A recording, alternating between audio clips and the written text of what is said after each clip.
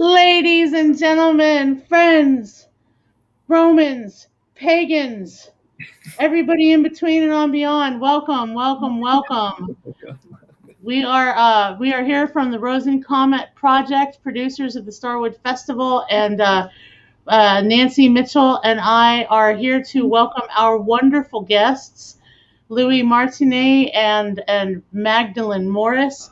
And they have so many awesome things to talk to us about. They're going to tell us about the Mott connection and opening gates and a snake mound and the serpent rainbow and all kinds of fascinating things that I myself am just now learning about. So please enjoy this show. And if you have any comments, hit us up in the comment section. Tell us where you're watching from. And if you have any questions, put them in the comments and we'll ask Magdelyn and Louie if they have any opinions on what you have to say. Yes, please ask questions. Yes. So welcome, Louie and Magdelyn. How are you? What's going on? We're doing great. We're down here in Cincinnati, Ohio, and we've been developing this project actively for about 6 months. 6 months. 6 months. Yeah. And it's very exciting. It's a discovery that we rediscovered as part of our archives, and that's part of the story that we're about to tell. Mm-hmm. All right. And if you want to start out with the okay. Yeah. So I have a rough memory, so I'm actually going to read some of this stuff, and folks are welcome to ask us questions about some of the material that we're going to be covering. We're both lifelong geeks of archiving and storing occult records for the community. And that's kind of where this story starts. So as an archivist, I've always been fascinated by the evolution of our magical records. And occasionally we are really blessed with rediscoveries, new connections, and new interpretations of our history. This is one of those connections. A time travel opportunity where we can imagine 70 years later, through the lens of today, what ancestor or entity might we invoke using these documents from 70 years ago. So Freder Akkad was a gentleman also known as Charles Jones, and he was a contemporary and a gifted student of Aleister Crowley. Crowley often referred to him as his magical child, and felt that Freder Akkad had been through the abyss and had been reborn due to a sex magic ritual that Crowley had performed 9 months previous to actually meeting Freder Akkad. Freder Akkad went on to publish several very influential books that are still in print today. And earlier this year, Black Moon was contacted by a fellow researcher in London in search of an obscure document by Freder Akkad called the Ma-ion. We just so happened to have a copy of this handwritten intonation, and the Ma-ion ritual that we're talking about this evening was born. The overarching theme here is really all about our ancestors, modern and ancient, and magical relics that have been gifted to us through their record keeping. So the next person that I'm going to introduce is Nima. Nima is an honored ancestor at this point, and a long-term member of the occult community. She built a lifetime of research and experimentation in high art around the Mottian current. Nima was also the founder of the Horus Mott Lodge, which is one of the earliest and most prolific online magical orders, which have carried out group rituals and explored the Mott current across the globe for more than 20 years, way before the World Wide Web, back when there were still bulletin boards. Nima and the Horus Mott Lodge were doing online ritual experimentation. She also developed a magical system that she outlined in her book, Mott Magic. And she wrote, Mott magic is concerned with individual self-transcendence, with assisting the human species to its next stage of evolution, and in communication with non-human intelligence. I love that last part. She also said, understanding of our forgotten ones, our forgotten ancestors, is also a necessary initiation when magic is summoned for change. We must know ourselves well enough to ensure that the changes within ourselves are the ones that we need. It's with these wonderful ancestors of Fredericod and Nima that we carry the Mott current into the future, inviting them to join us, as well as our fellow magicians from all corners of the globe, in working this Mott ion current. Very important. And the only thing I'd like to add to that is something from Kenneth Grant, who was past head of the Typhonian OTO, and it's from private correspondence between Mr. Grant and Maggie, between Mr. Grant and Nima. And Kenneth Grant says, it is necessary to understand that the mind is not involved in meditation and leave it to its antics. One then dives deeper to the level that is truly beyond mind, beyond consciousness even. It is at the preconceptual level only that Mott, it's very important, it is at the preconceptual level only that Mott may be realized and the true will unveiled. Mott is the matrix, the source of all, even of consciousness.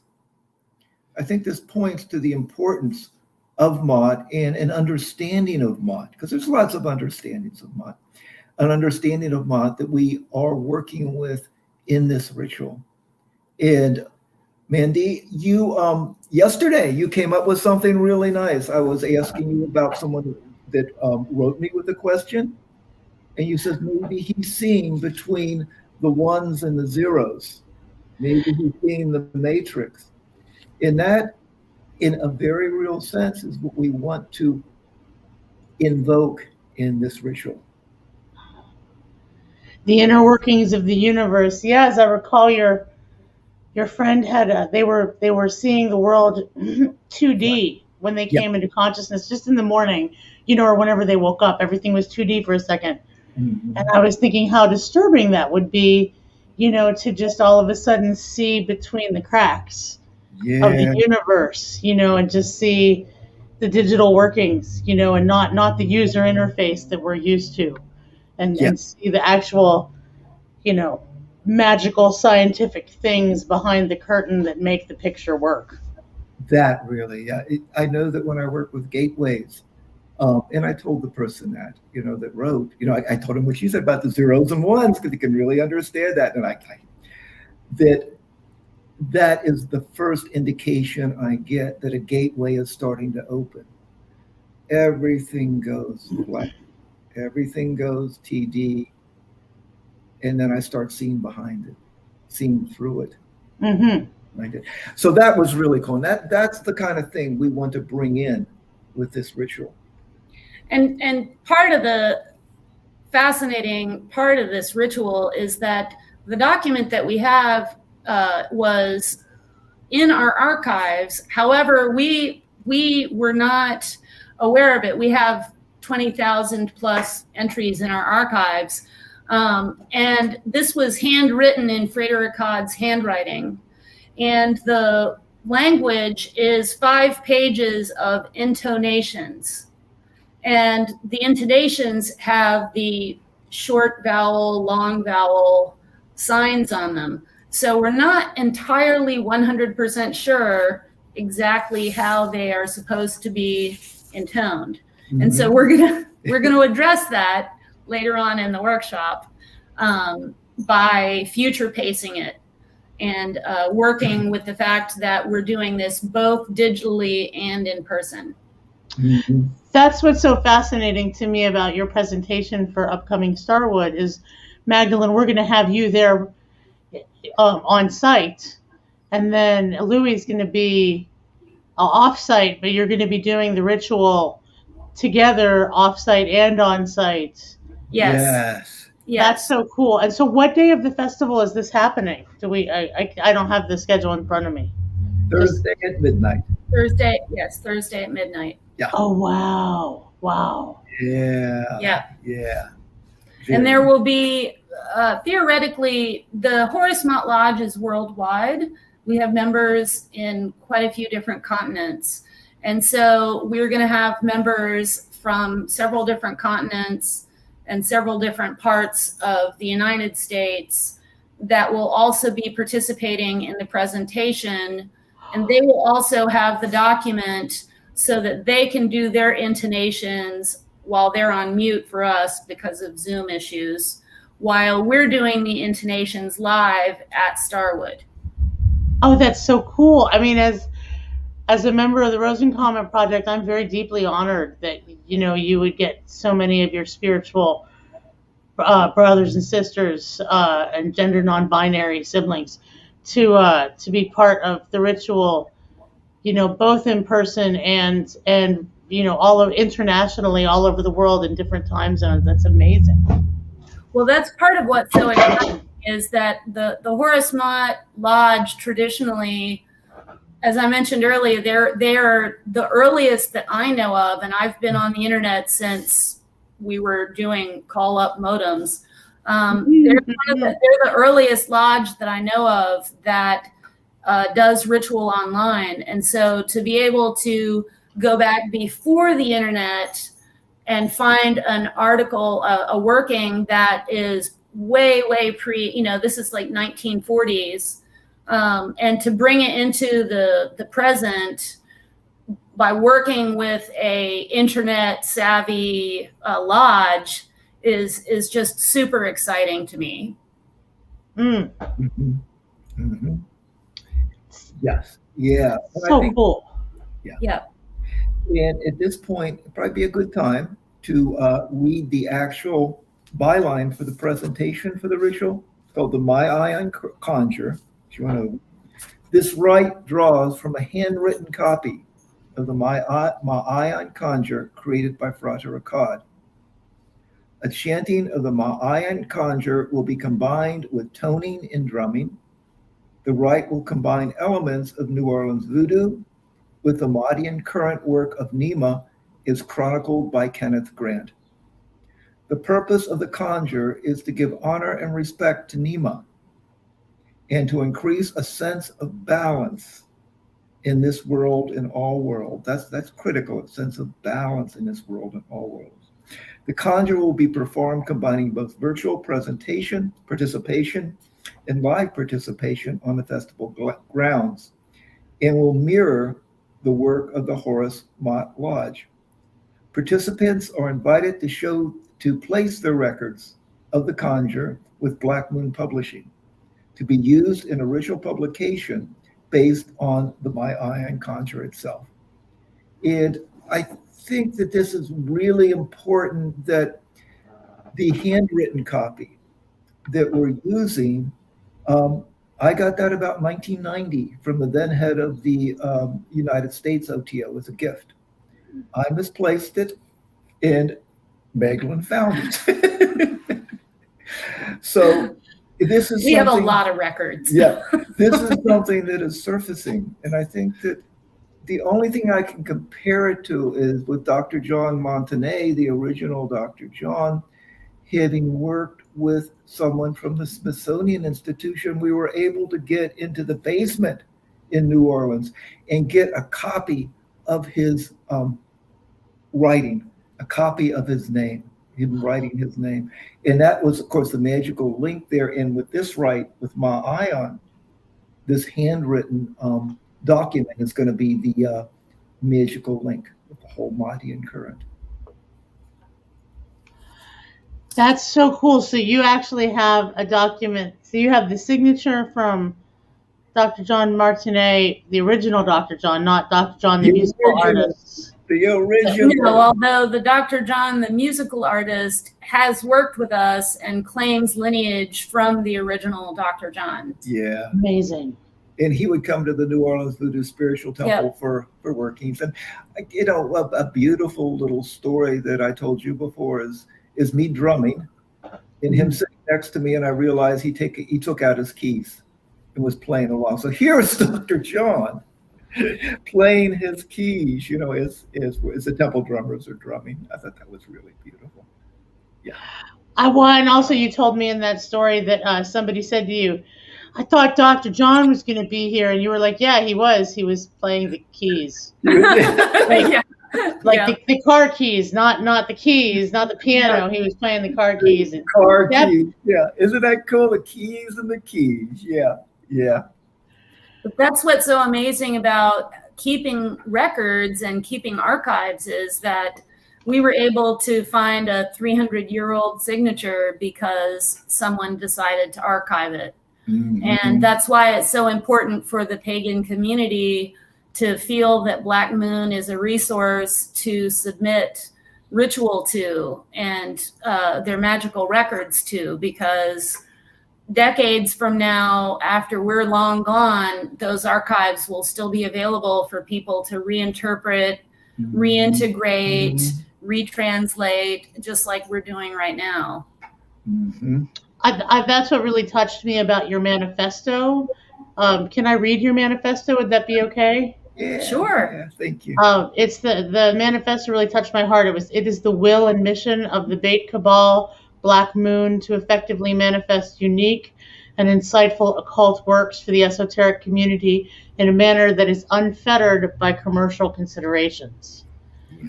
Which is amazing because there's so many, you know, like pay-per-view religions out there, you know, like you pay to like get to the next level and then they get to the next level and you're just like, no, everybody here's the knowledge. Let's just share and move forward. I love that. Yeah. At least that's how I'm reading it. So I can do it. Absolutely. Absolutely. Yeah. That is so important. Yeah. Yeah. I love that. And go ahead. Oh, and with the rite itself, just to get a sense of what is going to happen. In the beginning, of course, there'll be like a little description. Okay, we'll provide that for the people. And then we're going to do the ancestors.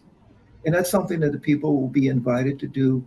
I will be doing that part with me. And it's a rite called watering dry bones. It's where you take something, or just the warmth of your hand, you make a crossroads in the air, and you open them. And as you open them, the power from your hands goes into the invisible world. It goes to the ancestors. And then you remember the ancestors who remembered. You say those names, and I'll invite the people to say those with me. Those ancestors whose names are forgotten, lost in the seas of time. Invite to say with that. Those ancestors whose bones lie within and upon this land. So it's giving honor to the ancestors, then to the teachers, which would be whose teachings we have heard with our heads and with our hearts. And I will say some names and invite people to say the names of their teachers also. Then it's going to go into a rhythm to Legba or Mama Waters. You never quite know. You never quite know who wants to come first on that. We had one time where we had Legba first. Mama Waters came in, possessed the priestess, and she said, Papa might as well get his little drink and go home if I don't open my legs. So that was that. Yeah. So one of them are going to go first. They'll let us know. We'll be listening. Sometimes the ancestors are romanticized. However, they were once human. Absolutely. And they have human traits and human humor. Yeah, absolutely. I think that's one of the things that I really love about them, the Loa, is that they live now, and they will die. Is I live and I will die. They're not something out there that is, oh my God, where is it? It's like something here with me, sitting right here with me, with the same fate, with the same worries, with the same joys, only they have a lot more power in specific areas. A lot more power, like Legba opening the gate. Yeah. Mm. Yeah, and Mama Water is giving birth to all that comes. Mm. Yeah. So that would be the beginning. Then we would go into the Ma'ayan conjure. Right. So for the Ma'ayan conjure, for simplicity's sake, we are going to the Horus Mott Lodge is already in possession of the full 5-page document. For simplicity's sake, for the physical portion at the festival, we will be handing out a William Burroughs style cut and paste. Mm-hmm. So we will take a cut and paste of 1 or 2 lines of the Ma'ayan and hand them to the participants who want to take part in the next portion of the festival, of the ritual. And they, once we start the drumming, will chant their portion of the Ma'ayan, while the Horus Mott Lodge chants the beginning through as far through the end as they can get. Yeah. So Yeah. I've tried it several times. I got 4 pages through before it said, go back to line 32 and repeat 2 times and then come back here. And so because we're taking liberties and moving this into the future Mm-hmm. and instilling a fair amount of emergent magic with some of the more traditional systems that were in place when this was written, I think that this will work perfectly. Mm-hmm. Yeah.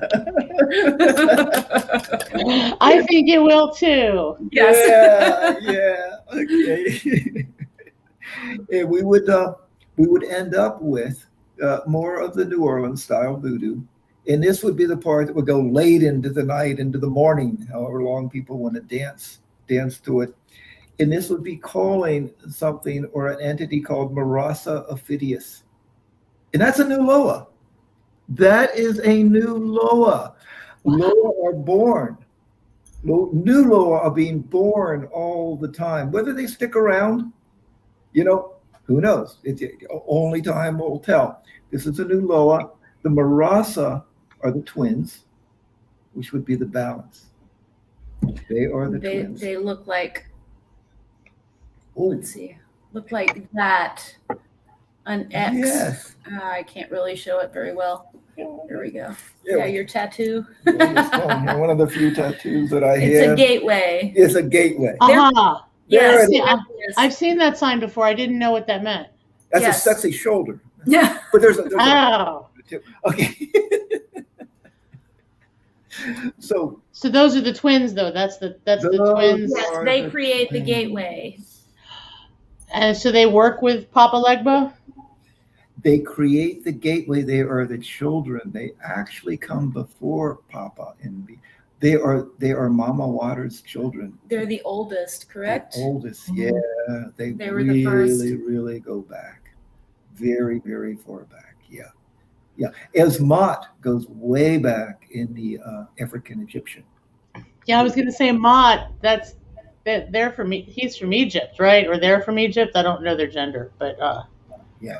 okay. She is traditionally represented as a female cat. Okay. Yeah. And Horus is the dog. Horus is a hawk. A hawk. Okay, see, yeah, I don't know this stuff. I'm a Jew with pagan leanings, and I sincerely appreciate you letting me ask you these questions because I don't know all the things I'm looking forward to knowing before I die. So, Us too. yeah, Marassa Ophidius. So it would be that balance, the balance of Marassa expressed through a two-headed snake. Oh, Through a two-headed snake, Ophidius, two-headed snake. how beautiful.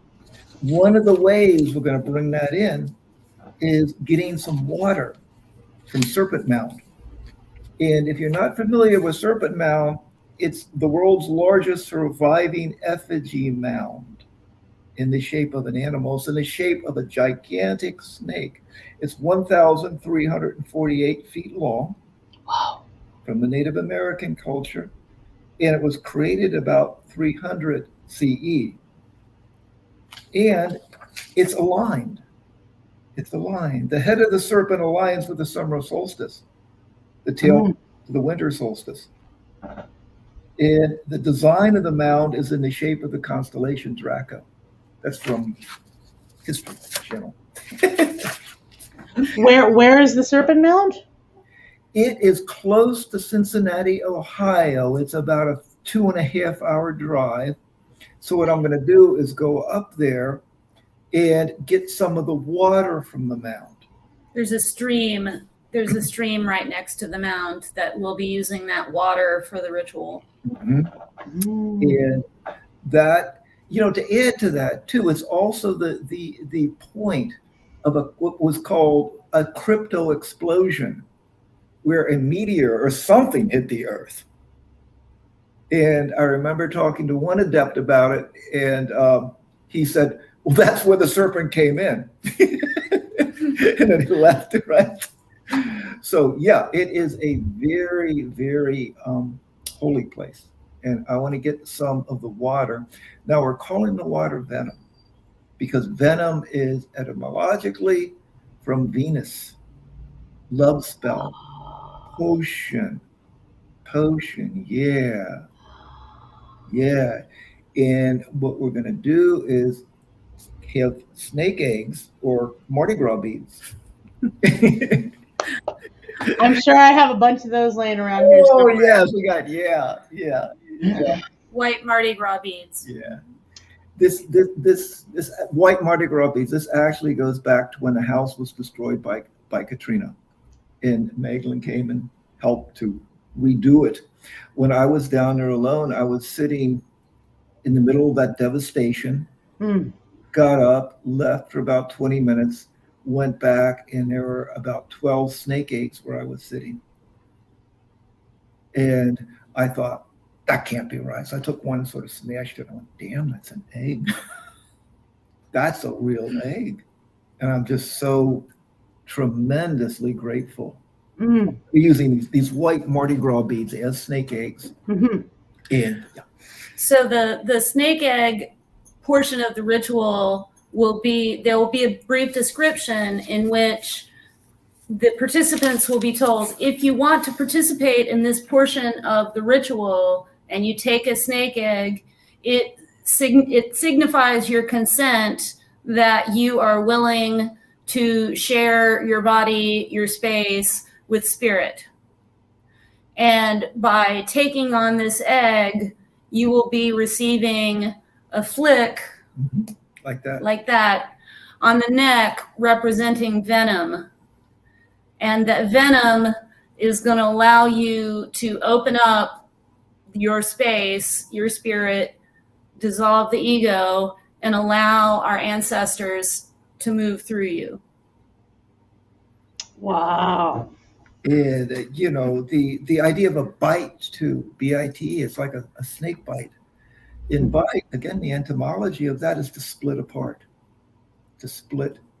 And with that, if you take the momentary sensation from that, when Magdelyn does it, and let it decrease into nothingness, and follow it down, there's a good chance that you're going to split apart, be taken by spirit. And then that part of the rite, in terms of drumming and dancing, will go on till hopefully dawn. Or when we get tired. Or when we get tired, right? So, yes. Wow, it sounds wonderful. I there's a gig on a possibility on my calendar for Thursday. I was thinking I would maybe take off Thursday, come to Pittsburgh, do this gig that I have to do, and then maybe just come back Friday morning. And now I'm thinking, no, I should just finish performing at the Women's Empowerment Dinner and Networking Session, and then just come on back, because that sounds so fascinating and so beautiful. Well, we would be honored to have you. We would be honored, yeah. Oh, it sounds really lovely. I mean, Kim Fitch-Tharp, I don't know if you saw, she said she's going to be participating from Zoom, and she's going to be chanting and drumming, and she's really excited you're offering this. And it's a great idea. Oh, she's referring here to the Black Moon Publishing. That it's, this is now the time to collect stories, spells, charms for future generations. Yeah. Yes.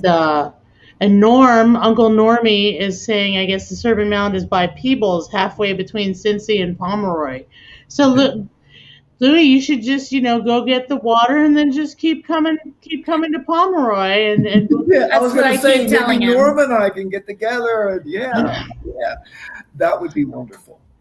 And Lisa, Princess Wee says, super thanks for offering this. She's watching right now from Texas. Oh, wonderful. So, yeah. Excellent, yeah. Somebody said howdy. Oh, Doris Karloff says howdy. So howdy, Doris. And the really fascinating and interesting part about all of this for myself, I've always been interested in history. However, there have been a number of really, really influential artists and magicians whose works have been largely lost because they passed away before leaving their writings and materials to an archive. And I know that Starwood has a tremendous archive. And I think that our history is written by those who keep records. It doesn't matter how amazing and incredible your work is 50 years later if there's no record. And so Black Moon's objective and goal here is to provide a platform for magicians and occult artists of all stripes to feel secure in providing their records. That's an excellent point. And along with that, Oberon Zell is going to be at the festival, which is really exciting. Yeah, big shout out. And I asked him recently, how does an order avoid becoming so hierarchical as we see so many times with so many orders? And he says, leave records of what you did and why you did and what you believed in, so it's not open to be reinterpreted in the future by someone who is interested in power over.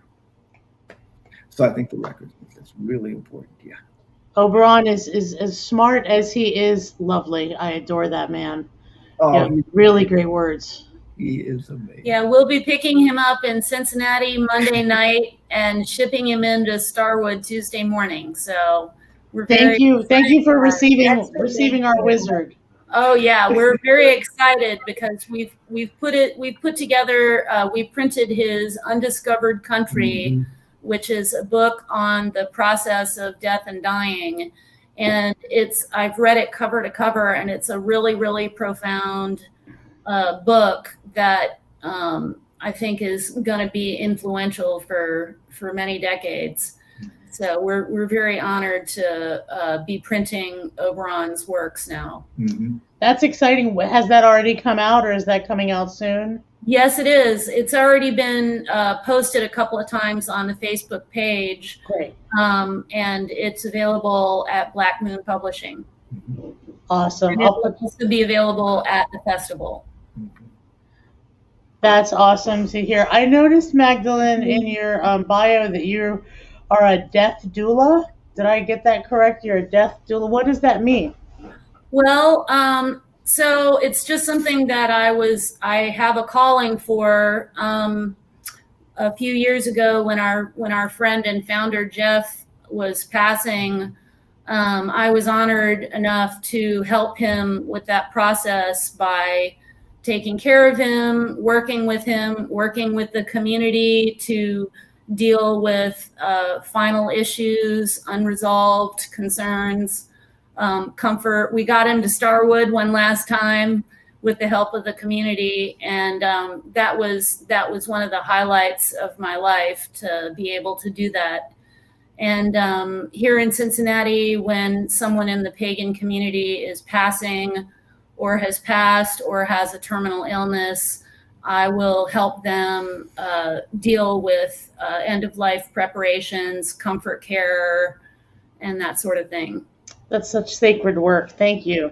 I remember you being there for Jeff. I was just kind of coming onto the scene back then. But I remember how you were there for him. Thank you. You're welcome. Yay. Okay. Norm sends a heart. He Thank did you. it the old school way. He sends a heart. And Absolutely. Princess Wee says, you both look great. So good to see you both. Yes, good to see it's so exciting. I can't wait to see everybody. Yeah. Yeah. And I do want to do a final shout out to all of the wizards behind the scene, Steph and Nancy and Craig and you and all of the folks that have Yes. put in such a tremendous amount of work to make Rosencomet Project a reality. We wouldn't be able to enjoy the Always Coming Home event that is Starwood without the tireless amounts of hours that you folks put in. And so Yes, thank you. we really, Thank you. really appreciate you. Yeah. Hear that, Nancy? They're talking about you and Steph and Craig and everybody. Yep. Sue is. Oh, Susan. Yes, Yes. absolutely. All of the wonderful All folks of it. behind the screen. Starwood's mother. That's what I call Sue. Yeah, we had a meeting today, a planning meeting today that started at 2 for some last minute scheduling things. And I had to sign off at 3:30. Apparently they went till 5:30. So they were on, if you figure like 15, 20 people on for 3.5 hours. It's just 100 person hours today alone. Wow. Well, we are very grateful. Yeah, thank you. Thank you. Well, we're grateful too, because this is awesome. You know, it's so sweet to hear about these things, because I don't know where else we'd be able to hear. I mean, I guess I got a couple friends that are in the OTO, but we don't really talk about this kind of stuff much. You know, so it's this is pretty exciting to hear you all talk about, you know, the who and the what and the where and the why and the how. And, you know, I've never really had anybody break down a ritual for me like that. You know, there's just the ritual and you do it and you hope for the thing. And Right. Well, Nima, one of the reasons that Nima is so influential and so important is because to date, she is one of the only female published authors of the Thalamic current, which is a sad state of affairs for the OTO. However, neither Lou nor I are associated with the OTO, so okay.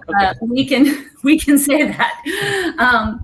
But she ran a very strong thalamic current, and it's one of the many reasons that her work is so important.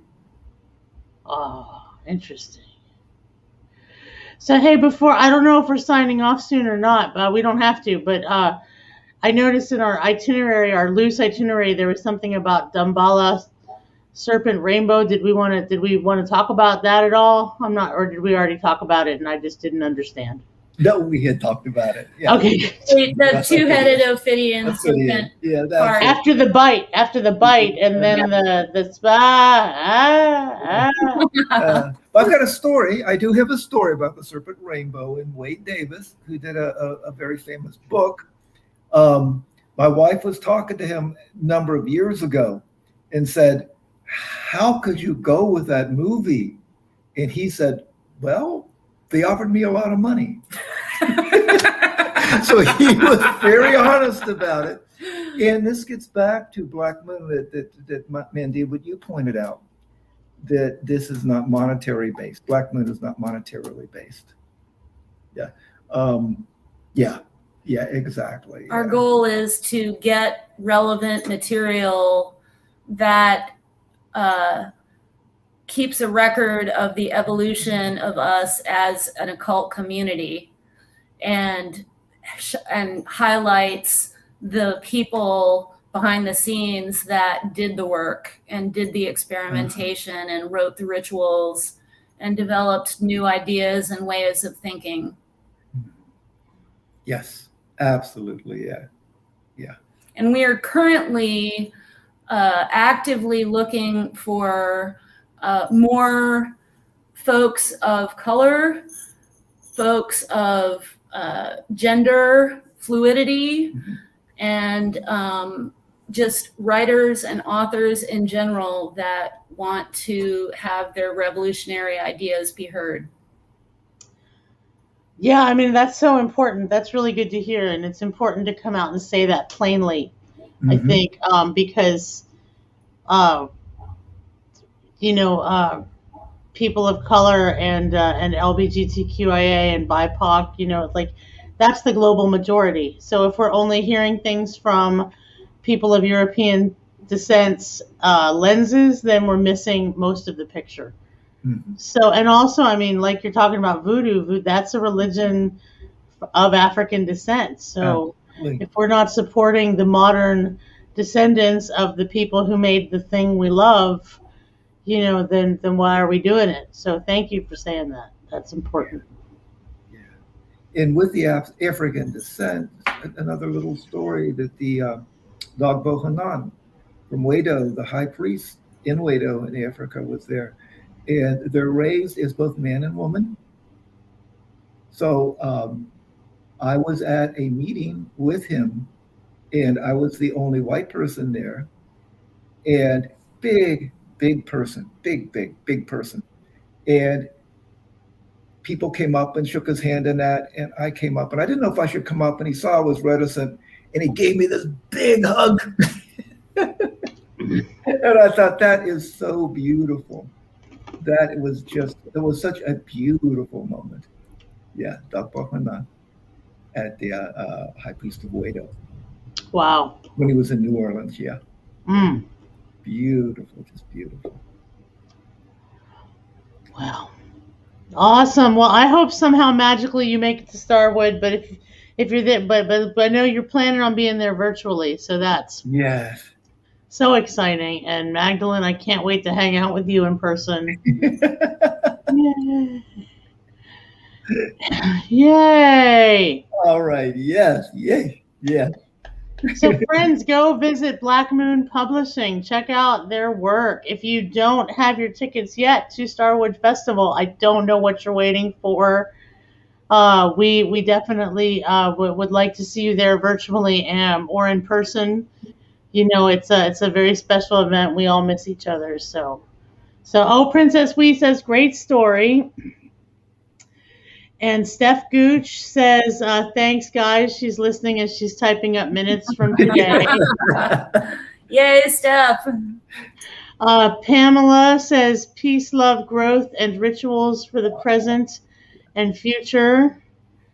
And let's see. On YouTube, I don't know how to pronounce that name. Baumsio1. Nima's writings are great. Yes. And then Uncle Normie says 9393.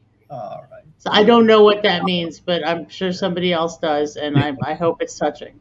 Love is the whole of the law. Love is the whole of the law. Oh, I've heard that one. Yeah, love over will, love. Love is the law, love under will. Yep. Will. Yeah, in interpretation, it's a fraction. You've got will here, and then you've got a fraction line, and you've got love underneath. As will increases, the fraction moves toward 1/1 or 0. I'm a musician, so if you explain to me it in terms of math and intervals, I'll get it. If I can count it, if I can measure it in some kind of understandable time signature, I get it.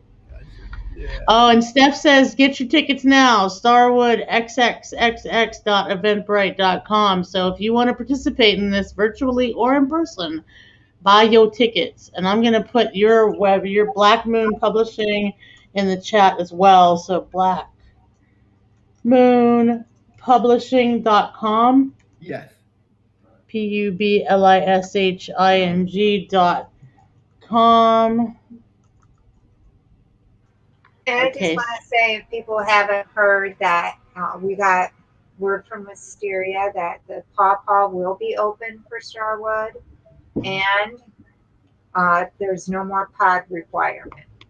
So you can just come in have There it is. It's out of the box. Starwood. Wow. Yes. It's out of the box. All right. Yeah. Pawpaw's open and no pods. So come one, come all. Also, we will have drumming over at the Stone Circle as well, so that there will be a place that's more spread out for people who feel more comfortable, and for people who are handicapped and might have a hard time. You know, a lot of people have a hard time getting down to Pawpaw. So You know, I can get down to the Pawpaw really easily. I get down to the Pawpaw. I can't always get up from the Pawpaw as easily. Yeah. that hill does not get easier every year. Yeah. It's a little bit harder to get back up. So we're going to have lots of choices this year. We'll have lots of stuff going on, so we won't have people crowded in one spot. Okay. All right. Well, thank you, folks, Thank and have a you. good evening. Good evening. Mwah, love you all so much. Thank you. Bye, everybody. Everybody wave. Bye. Goodbye.